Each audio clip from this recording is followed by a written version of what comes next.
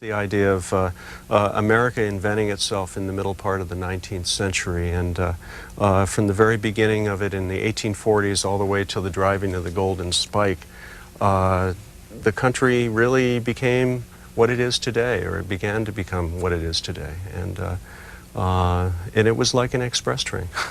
When did you first get interested in this subject? When I was a child, I think my first literary influence was The Little Engine That Could. And I was always interested in trains. I think most Americans are interested in trains in some way. And I think the first book I ever read on the first Transcontinental was in the Landmark series when I was probably 7, 8 years old. And little did I know that I'd be spending this amount of time on it. Now, you were 36 years old when you started writing this book or researching this book. How old are you today? I'm 50 for the next month. 14 years on this 14 one project. years, yes. How did you go about it? It took a lot of primary research. That was the major thing. The previous books that were done on the first Transcontinental were mostly done with a little bit of archival work, but a lot of book research, and so they tended to tell the same stories over and over and over again. And so this was finding out where the original sources were in the various libraries around the country, and then getting to know the bad handwriting, the terrible punctuation, the spelling and everything, and just reading all of those handwritten letters and telegraph dispatches, and building the story up from the bottom up. The years that you researched about? Say 1842 to 1873, 30 years.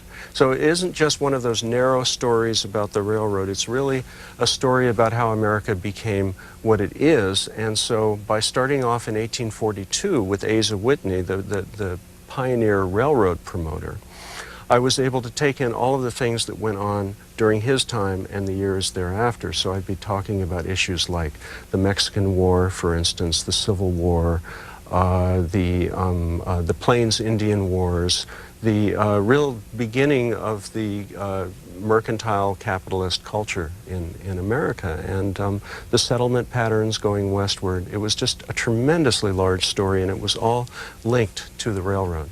How many American politicians made money off of the railroad? How many did they catch? How many did they catch? They caught under 25. And it was a much larger number than that. This was a major scandal in Washington in 1872 and 73 during the Grant re-election campaign.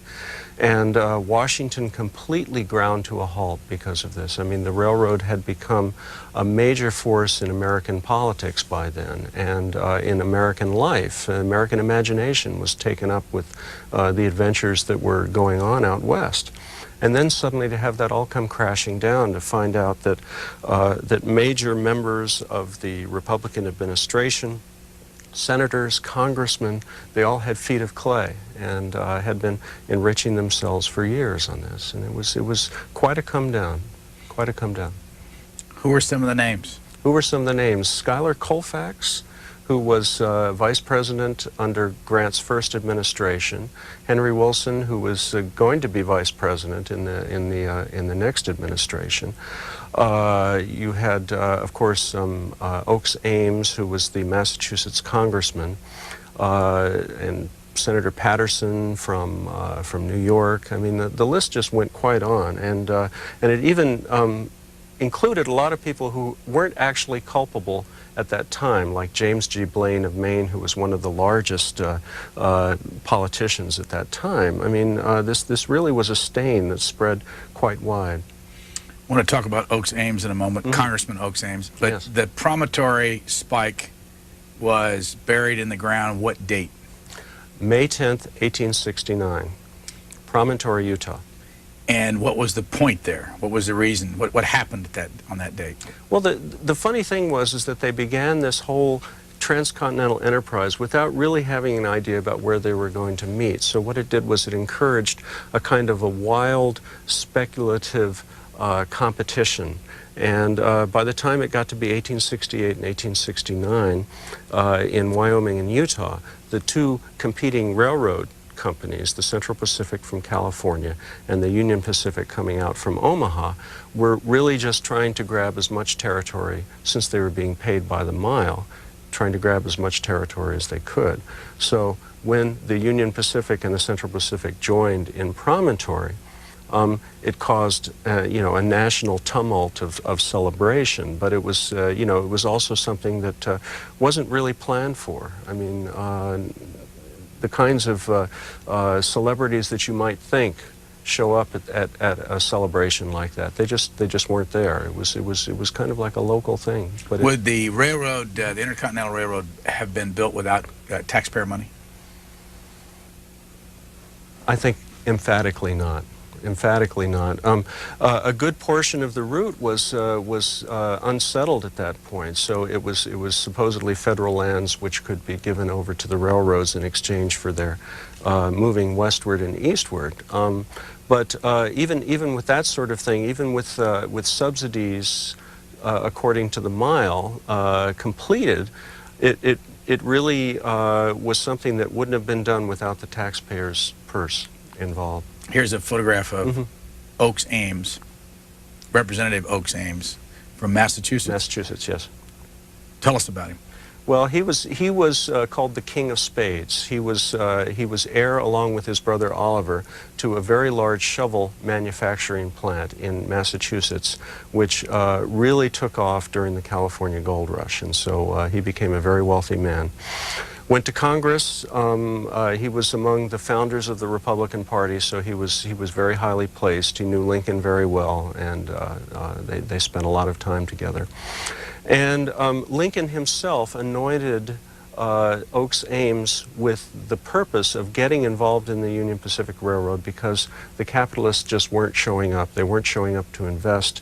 It was really going nowhere after it was incorporated in 1862. And Lincoln said to Ames, Ames, take hold of this. It will be the biggest thing in the country. This is right in the middle of the Civil War. Right in the middle of the Civil War, yeah. A great national project like that with everything. When did this connection, where did this connection start in the East and where did it end up in the West? Started in Omaha on the Missouri River in Nebraska, and that was where the Union Pacific was starting. And the Central Pacific Railroad started in Sacramento, California, and had to immediately address the Sierra Nevada mountains, and they just built toward each other. Out in San Marino, California, there's the Huntington Library. Yes. We've spent some time at this network looking at. Who is Huntington? Collis P. Huntington. He was from Oneonta, New York, originally from Connecticut as a small boy. But he was an upstate New Yorker, basically up by his bootstraps. He was a pushcart salesman who, at the time of the gold rush, decided to go west and seek his fortune. And his brilliance was not in standing in those frigid streams looking for gold, but to be the man who sold them the shovels and sold them the picks and the supplies and everything. And he did rather well at it. So that Huntington Library was built with his money? With his money, yes, and his nephew's money, which was basically just extensions of the Huntington fortune. Now, there's a lot of Abraham Lincoln in that library. Would there have been a reason that they would have been happy with what Abraham Lincoln had done when he was president? Well, Huntington was also a founder of the Republican Party. That was one of the interesting political sides of this story because so many people connected with the First Transcontinental had been Whigs and had been very interested in the abolitionist movement. And when the Republican Party was formed for the presidential campaign in 1856, all of these people who you see throughout the transcontinental story were founders of the Republican Party, and they were able to use those connections over and over and over again to aid their private enterprises. When you go to San Francisco, up on Nob Hill is the Mark Hopkins Hotel. Yes. Who was Mark Hopkins? Mark Hopkins was Collis Huntington's partner in the hardware business, and he was a much less public man than Huntington was. Hopkins was basically the treasurer of the Central Pacific, and he stayed in the back rooms and hardly ever saw the light of day. Huntington was the dynamo of the Central Pacific. He spent most of his time between Washington, New York, and Boston, so either dealing with the banks or with the politicians and, of course, all of the foundries. And he basically spent 4 or 5 years of his life almost entirely on railroad trains, going back and forth between these three cities, sleeping upright in his seat and getting prepared for the next meeting. And he was really the one who pushed it through from the east. By the way, do you have anything to do with building that hotel out there in San Francisco? No, that was all done just using their names years later. There's a university out there in San Francisco below there called Stanford. Yes, Stanford. Now that is another one of the people that we now know as the Big Four. Leland Stanford. He was from the East, also from upstate New York, and he was a failed lawyer who went west after the gold rush and went into the wholesale grocery business with his brothers. And he was one of the people, along with Huntington and Hopkins and Charles Crocker, who was a dry goods salesman, who banded together to back a Californian engineer who wanted to do a survey of the Sierra Nevada mountains for a railroad. Charles Crocker is on our screen right now. Edwin Bryant Crocker is his brother. Yes. And how does he relate to Charles Crocker? Well, Crocker, for me, was one of the most interesting people in this whole tale, because his life and his part in this have been so underrepresented. And he was also a lawyer, and he was briefly a judge in the California State Supreme Court. But he was the dynamo on the West Coast who really kept all of his partners' courage from failing, who was acting as not only as the attorney but as the general manager. So his finger was in every single department of the Central Pacific. And he had a stroke. He collapsed of a stroke a month after they drove the Golden Spike and was incapacitated for the rest of his life, and basically written out of the history books by his credit-hogging partners. Very interesting. But his life was resurrected in his letters for me, and that's why he became a major character in this story. Who is Theodore Judah? Theodore Judah, from Connecticut and from upstate New York. He was trained in Troy, New York as a civil engineer, went west and became the first railroad engineer on the Pacific Slope for the Sacramento Valley Railroad. And it was he who decided to tackle the notion of a transcontinental railroad from its most impossible side, which was the western side. How to get from the Sacramento Valley 7,000 feet up to the summit of the Sierras, and then down in some kind of a stately manner down into Nevada. And he crisscrossed all over the mountains until he found the old Donner Route. The old Donner Party route, which had collapsed in starvation and hunger years before, and it was also a perfect route for a railroad, a nice, easy, continuous divide from the valley up to the summit and then back down again. Who was Dr. Thomas Durant? Dr. Thomas Durant was the dynamo of the Union Pacific. He was a Machiavellian creature. He was a genius for backroom deals. He was the vice president of the Union Pacific and was trained as an ophthalmologist, but gave that up for working in shipping, and ultimately became the vice president of the Union Pacific, and also the person who was most at home down in Washington in the backroom corridors, getting the legislation through in the way that he wanted it. Go back to Oaks Ames for a moment. Yeah. He was in Congress for how many terms? Let's see, that would be 4 terms. I believe it was 4 8 years. terms. Yes. And how did he work his way through? How did he interact with these railroad companies? And actually, it may have been more than 4 terms. It may have been 6 terms, actually, now that I think of it. I'm sorry for interrupting. What's his relationship with money and Congress and these railroads? Well, the thing that happened was that Oaks Ames really saw the whole notion of influence as being tremendously important, political influence being tremendously important, and he saw it as a perfectly natural thing to interest his colleagues in Congress directly in the Pacific Railroad, so that they would vote in the right way, and he saw nothing wrong with that. So he went among his colleagues and offered them greatly discounted securities in the construction arm of the Union Pacific, which was called the Credit Mobilier of America. And a number signed up, and that was the root of the scandal. And to his dying day, he really said that he'd done everything with the best possible motivations, and that the idea of personal enrichment was the farthest from his mind. You know, in the last 11 years of book notes, I've had Credit Mobilier pronounced Crédit Mobilier. Oh, yeah. Credit Mobilier. Yeah, right. What's right? What's right? Probably Crédit Mobilier. But the thing is that it was a French corporation, and they just they appropriated the name for a very interesting corporate shenanigan called the notion of limited. Now I'm trying to think of what the word is now. Well, anyway, I'll get back to that. It was a corporation called the Pennsylvania Fiscal Agency, and Durant and several other people were behind creating it in order to be able to hire themselves to do the construction and pay themselves at vastly inflated figures. How did it work? How did it work? Well, very easy. I mean, if you're building out westward of Omaha and you're being paid at, say, $50,000 per mile by the federal government in securities, you try to do it as cheaply as you can, and you hire a dummy corporation to actually do the construction, and you hold all the cards that way. As you know, can charge whatever you want.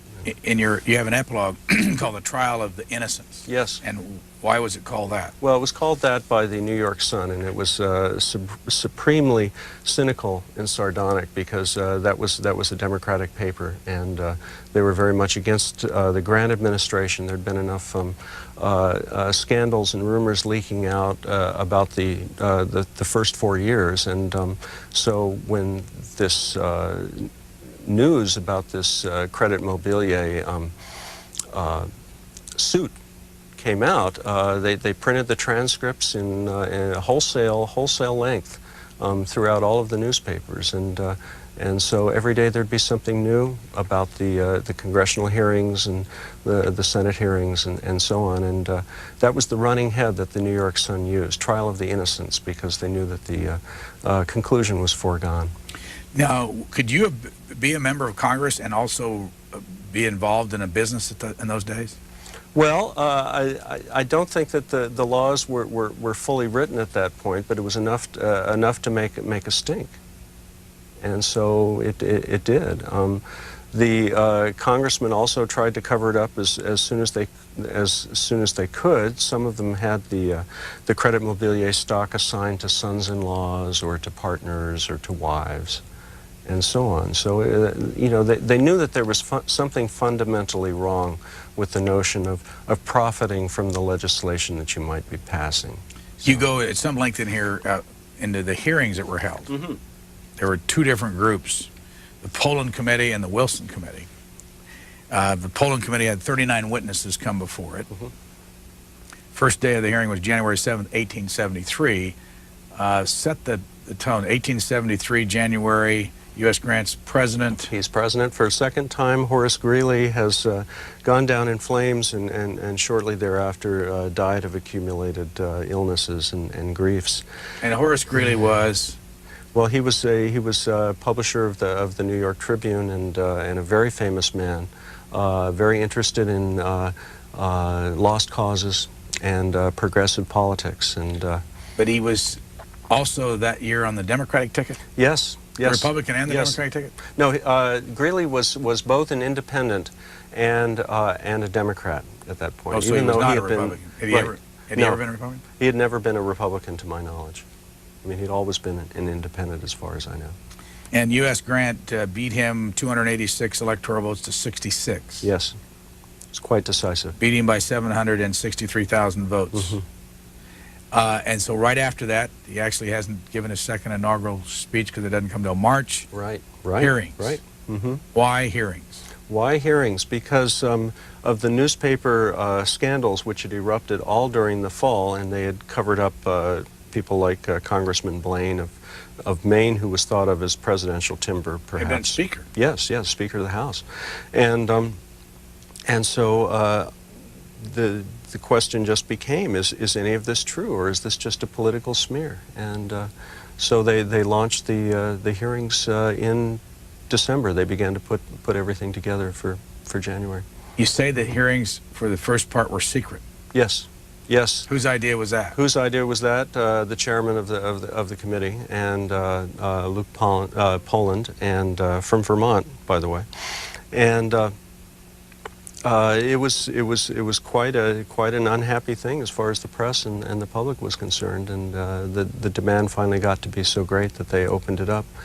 And they still held it in it was funny reading the transcripts and the newspaper reports of the whole thing, and they were holding it in a small committee room, and the place was so packed, it was as packed as a New York City subway at rush hour. And people standing on chairs, newspaper correspondents sitting on the arms of congressmen's chairs, and it was quite a big thing. Now, at that time, the railroad had all been built. Yes. Go back to that for a moment. At the time when the most construction was going on, what years were they, and how many human beings were involved in the actual construction? Well, on the California side, the Central Pacific started with the immediate goal of getting up over the mountains, and it took them years to do it, and it was utterly impossible for them to find any labor in California because the mines just paid so much better. So they began with the controversial idea of importing Chinese from Canton province. And it ultimately became up to about 12,000 Chinese workers on the Central Pacific, and still took them quite a number of years to get over the mountains itself. They had to blast through tunnel after tunnel after tunnel, and it was quite a job. Where did they get the Chinese? They imported them by the boatload from Canton province in China, and there were companies that were put together in order to bring them over. They were paid $30 a month, and they had to board themselves, and lived in camps alongside the track. And when the snow got so bad, usually they would live beneath the snow. They would just carve out entire galleries underneath the snow and live there for months at a time. Where did the Irish work? Well, they worked out from Omaha, and it was largely Irish because that was the available labor force at that time. But it was also made up a lot of Civil War veterans who needed work, and a lot of the other immigrants who were coming through. But it was predominantly Irish, and working out from Omaha, there were any number, perhaps 10,000 at any time. So all Irish? Mostly Irish. Any mostly black Irish. Americans then? Occasionally in the photographs, you might see an African American face, but very, very rarely. There was some talk, as a matter of fact, in California about bringing out large groups of freedmen after the war and putting them to work because they were having a lot of labor problems out in California, and it was something that never came to pass. Go back again to the Congress. Yeah. The Pacific Railroad Act of 1862, starting out. But they'd already been building before then? Yeah, well, no, they had not been building before then. It was in my book. It takes about 20 years before they get to the Pacific Railroad Act, and it was a big political controversy. Where are you going to put this Transcontinental Railroad? Where are you going to begin? Are you going to begin from Chicago or from St. Louis? Are you going to start down on the level of Atlanta? It wasn't until the firing on Fort Sumter that emptied out half of Congress that they could actually agree on one route. And even Why is that? Well, because Senator Thomas Hart Benton of Missouri was saying it's got to go through St. Louis and you won't get my vote otherwise. And Illinois and Iowa people were saying it's got to go up on our level. So it was just a complete stalemate for 20 years. Who made the Pacific Railway Act of 1862 happen?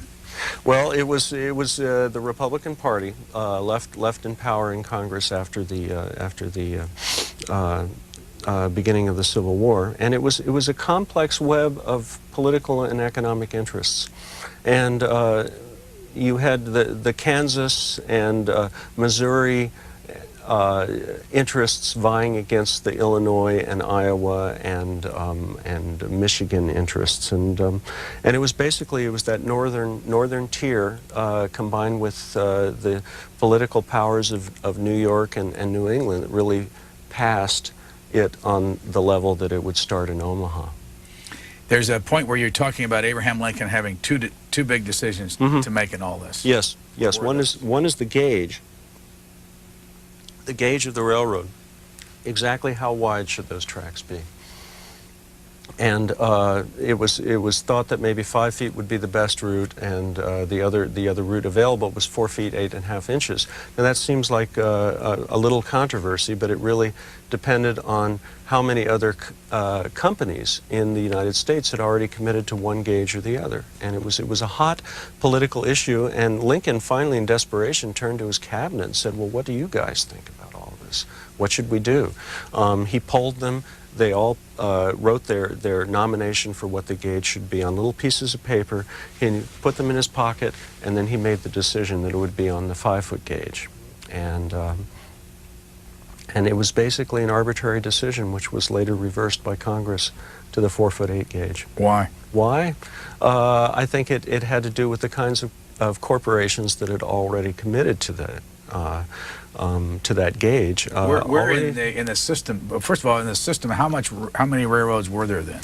Oh, across the east, they'd spiderwebbed everywhere. I mean, every city had a railroad linking it to another city, and so therefore it had become a large economic power by that time. And what were the gauges on all these railroads? Well, mostly they were 4 feet 8 inches, but as I said, it varied at this point. And the Central Pacific people were in favor of the 5-foot gauge, and the Union Pacific people would go along with that. But and Lincoln seemed to go along with that too. But as I said, it was reversed by Congress, and it was at the very beginning of the whole Transcontinental, so everybody was able to kind of be pulled into line about that. So that was the first of the Lincoln decisions. Was there any money involved back then among the Congress and the different railroad organizations that would have had influence in this process? Oh, certainly. I mean, even things. Thaddeus Stevens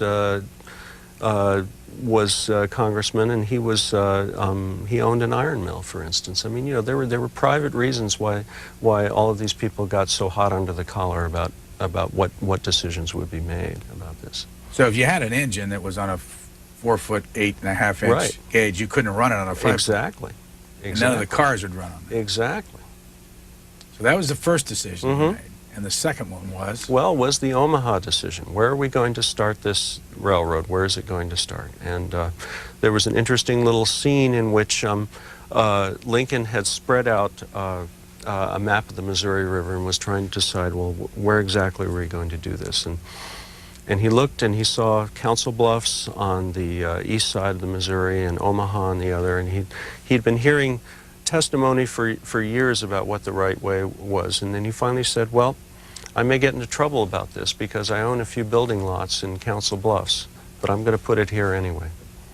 In Omaha? In Omaha. How did he own those building blocks and lots in Council Bluffs? This was, let's see, now Lincoln had guaranteed the loan of a business associate, and he had taken the lots as just a pledge from a friend, and so they later passed totally into his control. I mean, he was a lawyer, he was a businessman, and he had interests like this. I mean, this was not a huge amount of money, but he knew that it had almost the appearance of impropriety. But he was convinced that the Platte Valley route was really the best way across Nebraska. Mm-hmm. His son went on to be the head of the Pullman Railroad Car Company in Chicago, and he had been involved in what way with the railroads before he left for the presidency?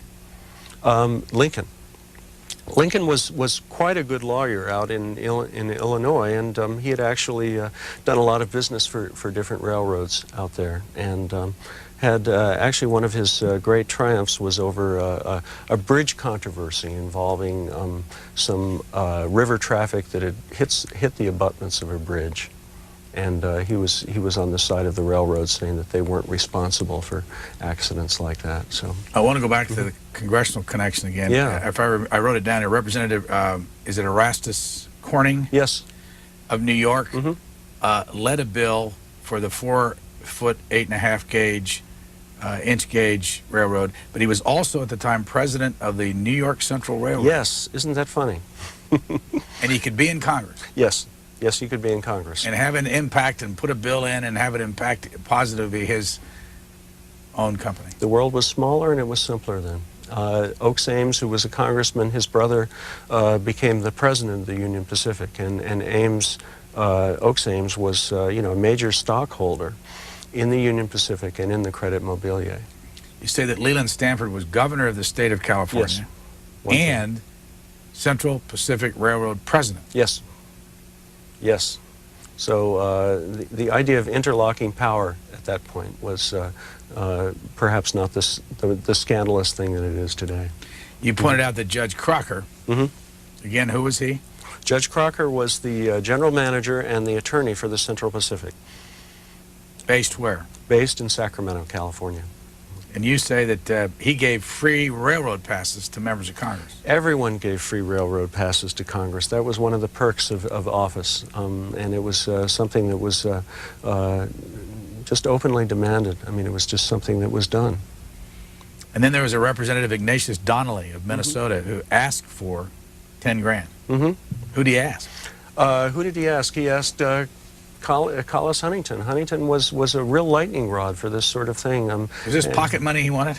Well, it was either pocket money or it was campaign money. I remember at one point Huntington ordered a set of law books for a Nevada senator's office back home, and helped in his campaign and so on. So this was just something that was done, and there was a funny thing in which the treasurer of the Central Pacific wrote to Huntington and said, we have these outstanding loans that have been carried by Congressman Cole and Senator Patterson, and have been going on for quite some time, and I was just wondering, should I continue these or should I write them off? And perhaps from now on, if you make any more loans to anybody in Washington, perhaps we could carry it under something else other than a loan. You also reported that Governor Stanford, governor of California, by the way, do you happen to remember how big California was in population? I don't. It wouldn't have been very big, though? No, not big at all. No. That he appointed Edward Bryant Crocker, the brother of Judge Crocker, to be Chief Justice of the California Supreme Court? And he held it for one term until Stanford was voted out, and then. Could he, as the Chief Justice of the California Supreme Court, continue to be involved in the railroads? He recused himself, actually. He recused himself during that time.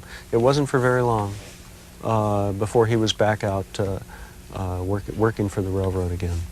Now, back to the Credit Mobilier. This is after the railroad's completed, becomes a public issue after the election in '72. That's right. James Garfield was not president yet. Right. But he was a very, very important congressman. He was a young Turk. Midwestern politicians like Garfield and a Maine politician like Blaine were really seen as the next generation in Washington. And did he take stock in? Garfield did not. He did not. But he was accused of it. He was accused of it, and no one's ever been able to prove otherwise. Did he testify? He did testify, yes. He was called before the committee. Did James Blaine take stock in Credit Mobilier? No.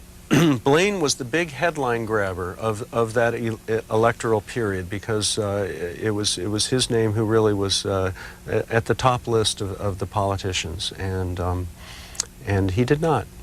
He did not. You reprint a Cincinnati commercial newspaper doggerel piece. The good Mr. Blaine came up out of Maine as poor as the Proverbs church mouse is, but when he returned, his pockets all burned with riches in gold and in houses. How come Mr. Blaine, so poor down in Maine, in Congress to fatten so quickly? Why Mr. Oakes Ames had a long list of names with shares written down to them thickly? I guess I better finish it. And poor Mr. Blaine, well knowing that Maine could seldom her church's mice enrichen, made a trade of his wares for some sheaves of those shares and fed on the oaks like a lichen. Like a lichen. Oh, thank you, like a lichen. So tell me about that. Wonderful piece of doggerel. I think it was written by Murat Halstead, who was the editor of the Cincinnati paper.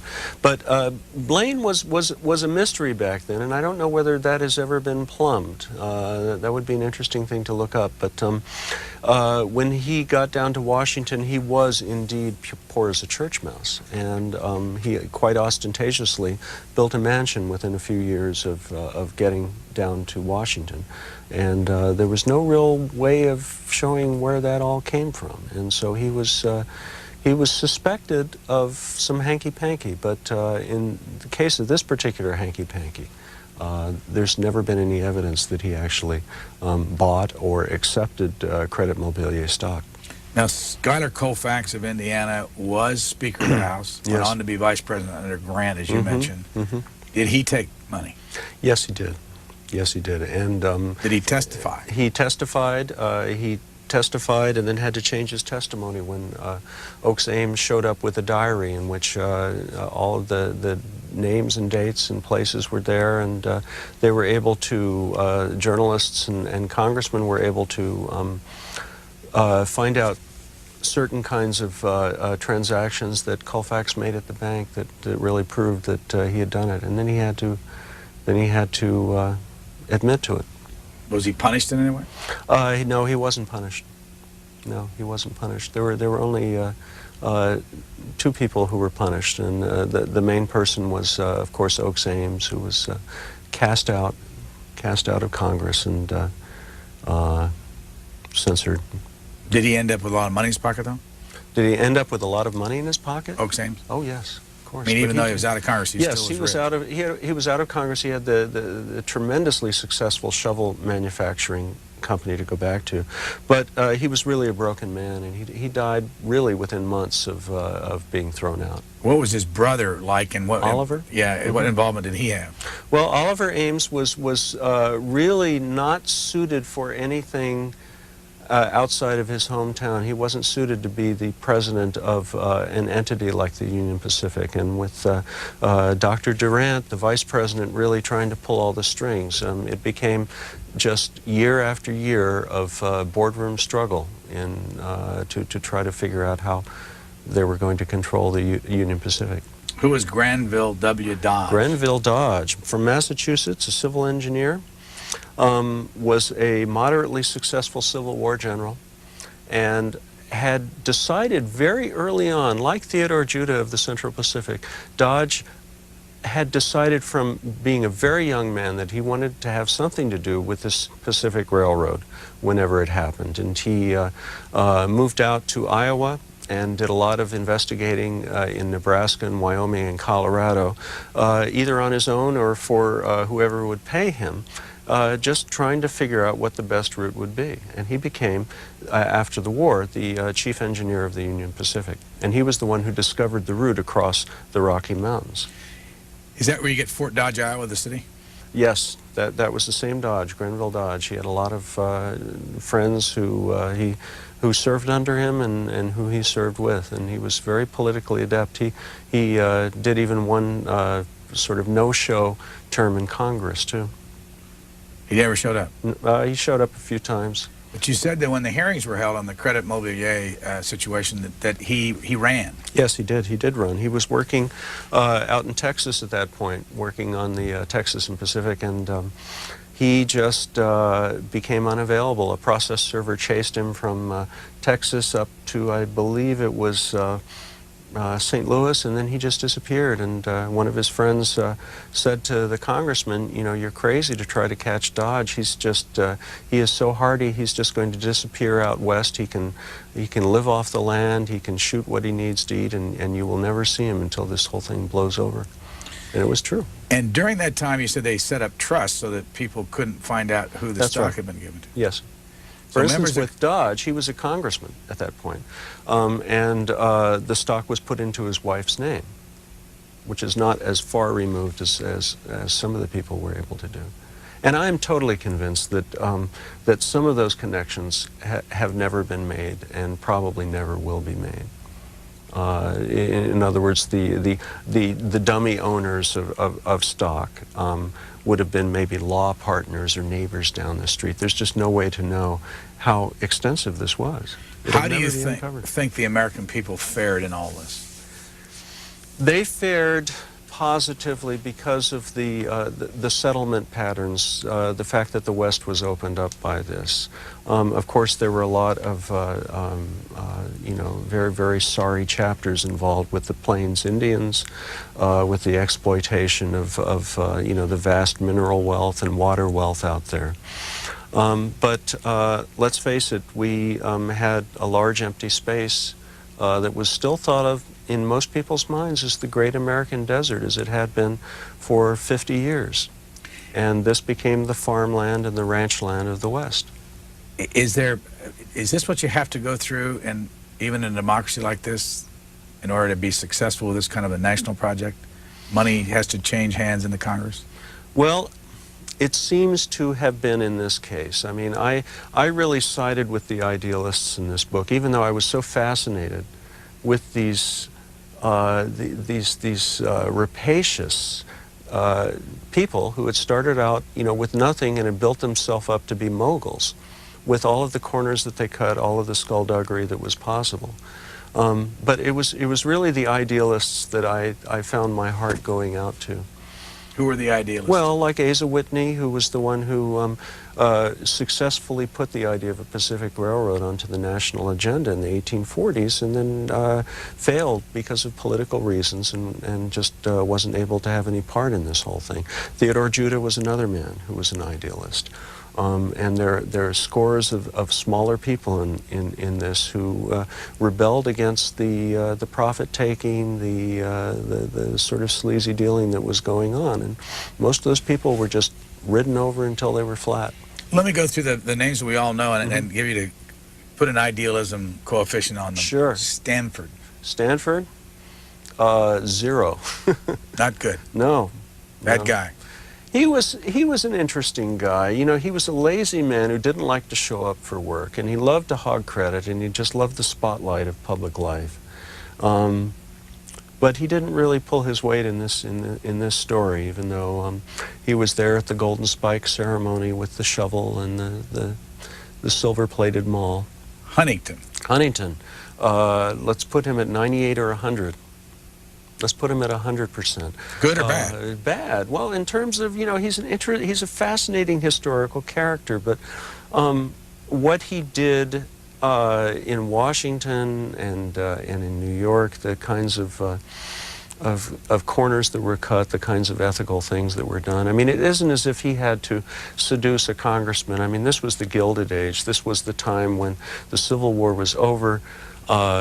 People had undergone such terrible hardship for so long, and this was really the time to get back to business, the business of America. We haven't mentioned yet Brigham Young. Brigham Young. Good or bad guy? Oh, good guy.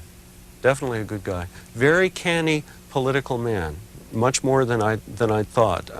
He was one of the original incorporators of the Union Pacific in 1862, and he was very interested in getting the Pacific Railroad across so that the immigrants from Europe who were coming over to join the Latter-day Saints would be able to get over, so that they could take advantage of all the commercial prospects of having a railroad going through Utah.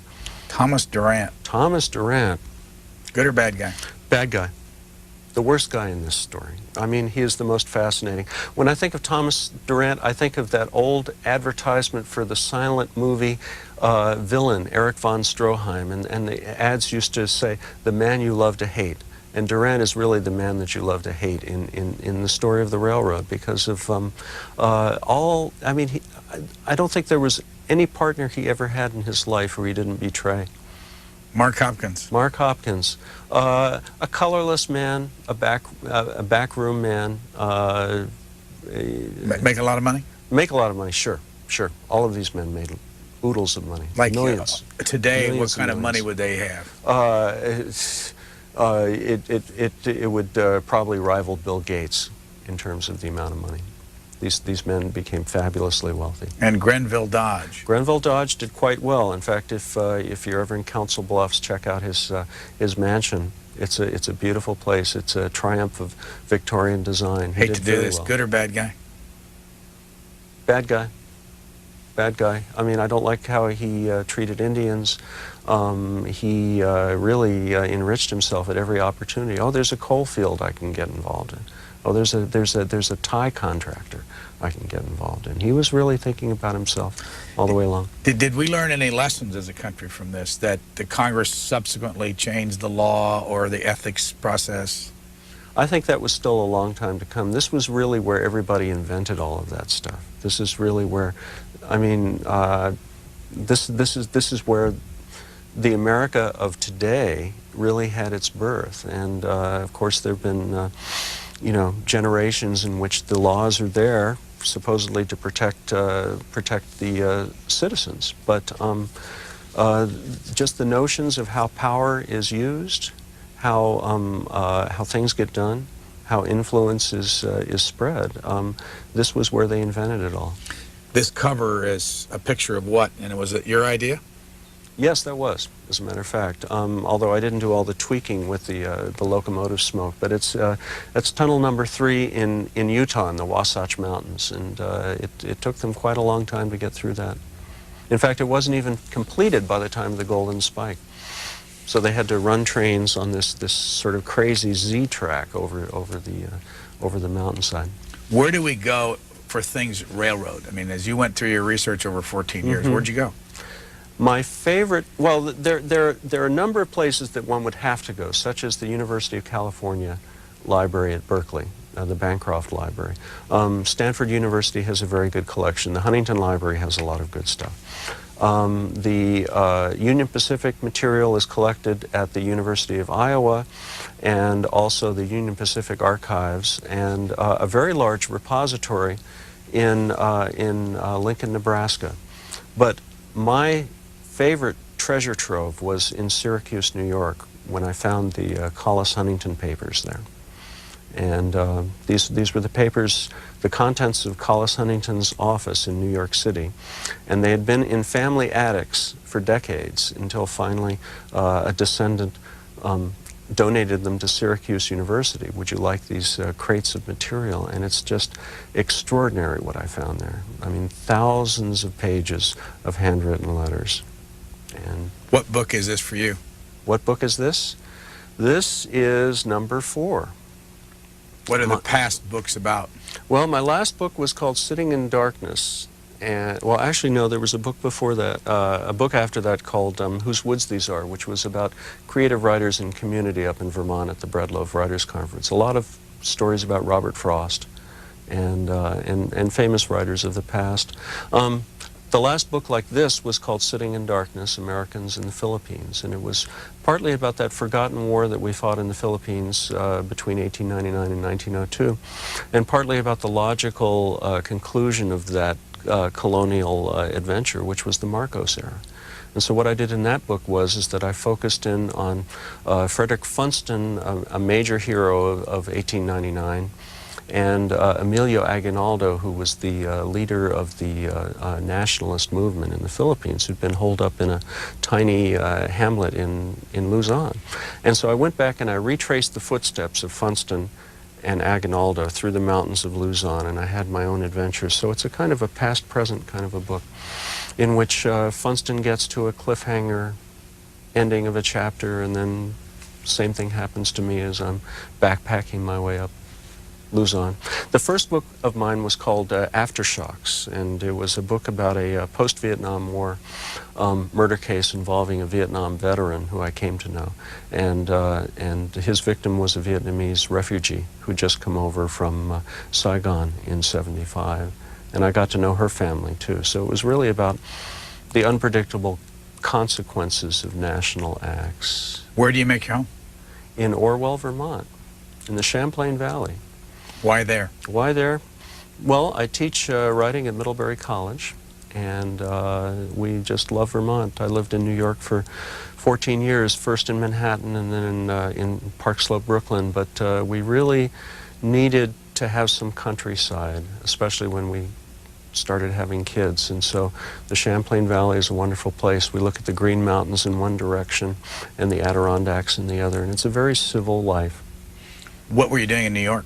I was in publishing for 6, 7 years. My first place was the best. I worked at Knopf, Alfred A. Knopf, as an editorial assistant, and learned a lot of what I used in this. And worked at a couple of other houses, and then I was a full-time writer in New York for 10 years. For writing books, writing magazine articles, writing book reviews, doing everything. Where's your home originally? Originally, we moved around a lot. I went to high school in Port Washington, New York on Long Island, but my father worked for RCA, so we were transferred a lot. So South Jersey, down near where the Camden headquarters were, we lived in Chevy Chase, Tacoma Park for a few years, until finally in 1960 we moved to Long Island. Where'd you go to college? Boston University. Studying what? Studying political science and journalism, oddly enough. Did you ever want to do that? I never wanted to go into journalism per se. You know, there was something about that, even though that was my major, the idea of having to go up to and knocking on a door and saying, Mrs. Johnson, I'm sorry to tell you your son just drowned under the ice, or something like that. That kind of journalism was just not for me. I was always attracted to book writing. I really was. I mean, one of my earliest heroes was Edmund Wilson, because he could write anything he wanted to. He could write about the Dead Sea Scrolls. He could write about the Civil War. He could write about the Depression. And I just wanted to have that kind of freedom. Why did you go into such detail in here on the Abraham Lincoln funeral train? Oh, I thought that was such a great opportunity to show something. Number one, Lincoln was such an interesting character as far as this railroad. He was really like the godfather of the Pacific Railroad. And if he had not thought of it as being a national priority, it wouldn't have gotten done during the Civil War. But he insisted on all sorts of levels that it be given that kind of support. And when he died, the railroad lost you know, an essential kind of spiritual support that it had enjoyed under Lincoln. And by showing this extraordinary I don't know how many days, it was several weeks worth of a funeral train which left Washington, D.C. and ultimately ended up in Springfield, Illinois. But you could follow this route and you could see something about the state of American railroads at that time. You'd take a train from Washington to Baltimore, and then Baltimore up to Philadelphia, and then cross the river and take from the Camden and Amboy up to New Jersey, and then on a barge to New York, and then up along the Hudson River, and then transfer by boat over to the west side of the Hudson, and so on. And so there's something like 27 different railroads just to get that distance. And it really showed you what a crazy idea it was to have two railroads building 1,700 miles across this uninhabited, virtually uninhabited portion of the United States. You said that they had built a fancy railroad car for Abraham Lincoln? The Lincoln car, yes. It was gilt, and it was furnished in silk drapery, and it was beautiful hardwood appointments, and Lincoln took one look at it and said, I'll never ride in that car. So they retired it to the rail yard, and then when he was assassinated, that was what was picked to take him on this long, mournful route. Did they save that car anywhere? Is it on display anywhere? I believe it is, but that's a hard one. I'm having a mental blank about whether it's still in existence. It was sold after this period. It was sold to the Union Pacific, and Dr. Durant used it as the director's car. And so it went back and forth from the east to the west very often. And as to where it was finally retired to, I'm not exactly sure. Any evidence in this that Abraham Lincoln made money off of the railroads? No, none whatsoever. None whatsoever. No under-the-table stuff? No, I'm not. There's never been any hint of that, and you can't say that for certain other administration figures, such as Orville Hickman Browning, who became Interior Secretary under President Johnson. You have this big double-page photograph. Yes. What is it of, and why did you devote so much space to it? That is my favorite picture out of the hundreds of stereographs that were taken. This shows Green River, Wyoming, and this is Cathedral Rock there, and it's at wintertime. And to the right of the picture, you have the completed bridge over Green River. To the left, you have the temporary track. Snow everywhere. There are probably 18 or 20 different people on hand cars hanging off the side of the engine. And it's a picture I spent quite a bit of money getting printed from the original glass negative, which was out in California. And it's a beautiful picture. If you get up close to it, you just fall right into it. And that's why I love it. The toughest part of doing this 14 years work? Toughest part of doing it? There was no tough part. This book wrote itself. It was such an enjoyment. It was like detective work. It was hard. You know, just finding the time. I mean, with all of the things that happen in life, small children. We tried to farming for a while, part-time teaching, lots of student papers to read and correct. That was the hardest thing. That's why it took 14 years. It probably would have taken, much less, maybe 10 otherwise. What are you going to do with all the research you did? That's a good question. I'd like to figure out where I'm going to put it all, because I have filing cabinets full of all of these Xeroxed handwritten letters, Xeroxed from microfilm or from the actual things, and they're all highlighted and cataloged, and it'll probably go to a repository, possibly to Syracuse. On the cover of the book, your name is there in full as we close this. Where do you get the name Hayward? That's my mother's maiden name. Hayward is a wonderful English name, Ward of the Hay. She's from Kansas City, Missouri, and when my grandfather died, that was the last in the line, and I wanted to kind of keep that alive, so I made it my middle name for writing. Our guest has been David Hayward Bain, and the book titled Empire Express. Thank you very much.